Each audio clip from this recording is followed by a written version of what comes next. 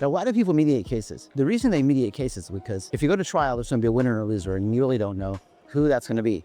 And most people would rather resolve it with some kind of uncertainty. And litigation sucks. It's expensive. It's no fun. I've never met anyone who enjoyed going to litigation. So mediation makes a lot of sense usually, but you need a great mediator. There are not that many of them. There's a lot of mediators out there, but there are not that many great ones. And the really good ones are expensive, and you have to wait a long time to get time on their calendar. But generally speaking, it's really good idea to pay the money and wait. What we try to do, we know a bunch of really good ones, and we just watch their calendars, and people cancel. We try to grab an opening if we can. That's one great way to do it. Tomorrow we're going to a mediator who I haven't used before, but it's just a company called JAMS. It's one of the major companies in the United States that conducts arbitrations and mediations. It's JAMS. I'm not sure what the J stands for, but the A is arbitration, the M is mediation. I've been using them for a long time. But they have a lot of people there.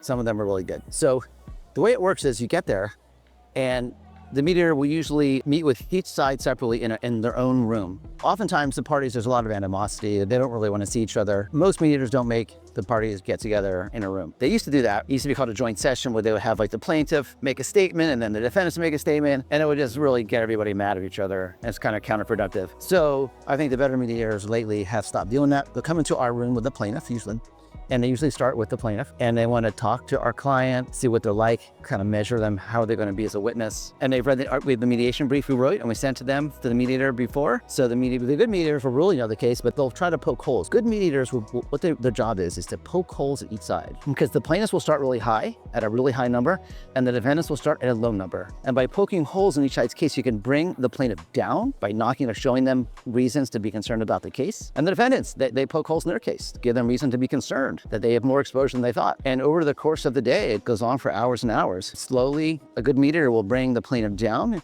their expectations and their financial demands, and push the defendants up to a point where at the end of the day, they still won't agree. They will not agree. And so what happens is, throughout the course of the day though, the mediator will make movements so that they'll move the parties closer together, but they won't be together. And pretty much every time now, I've found that the mediators will do what's called a mediator's proposal, because the mediator spent the whole day and he gets a sense of how much the plaintiff will take and how much the defendant will spend, and they'll make a proposal either that day at the end of the day or send it out a day or two later. Remember, every mediator has their own style. But that's pretty much how it goes these days, is you spend the whole day there, you get closer, but it doesn't resolve, and the mediator will send out a proposal. And in my experience, pretty much every single time a mediator makes a proposal, it works. I don't think I've had a client not take a proposal. I had one client agree to it and then change her mind and not sign the deal the next day, but she did agree to it at the time. Anyway, these proposals are extremely effective. That's probably what I'll know. Tomorrow, I actually don't think tomorrow's case will settle, because we're going up against a really strong-willed company. You may know